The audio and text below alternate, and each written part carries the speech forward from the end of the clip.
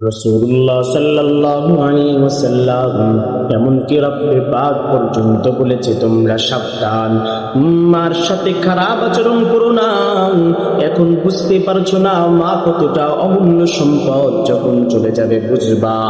আর কোনোদিন বলবে না সন্তানাই তুই যদি না খাস তাহলে আমি খেতে পারবো না, আয় আয়, এভাবে আর কোনদিন ডাকবে না।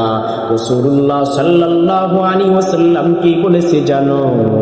ওয়ান আবি হুরায়রা রাদিয়াল্লাহু তাআলা আনহু قال جاء رجل الى رسول الله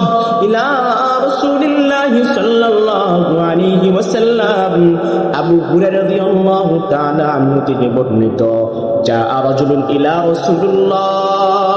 রাসূলুল্লাহ সাল্লাল্লাহু আলাইহি ওয়াসাল্লামের কাছে এক সাহাবী এসে প্রশ্ন করলো, ফাকালা ইয়া রাসূলুল্লাহ, হে রাসূল, মান আহাক্কুন নাসি বিহুসনি সাহাবাতি,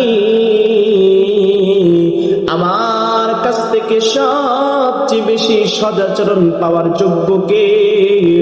রাসূল বলল, ক্বালা উম্মুকা, তোমার মা। ওই লোকটা আবার বলল, ক্বালা তুম্মা মান, এরপর কে?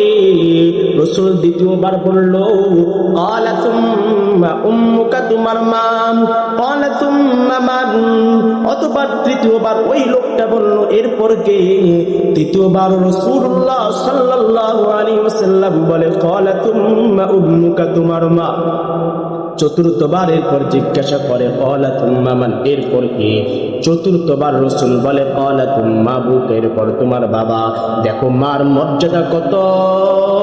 আজ মা পাইলা কিন্তু মার কাছ থেকে জান্নাত কামাই করতে পারলা না, তুমি বলা হতভাগা।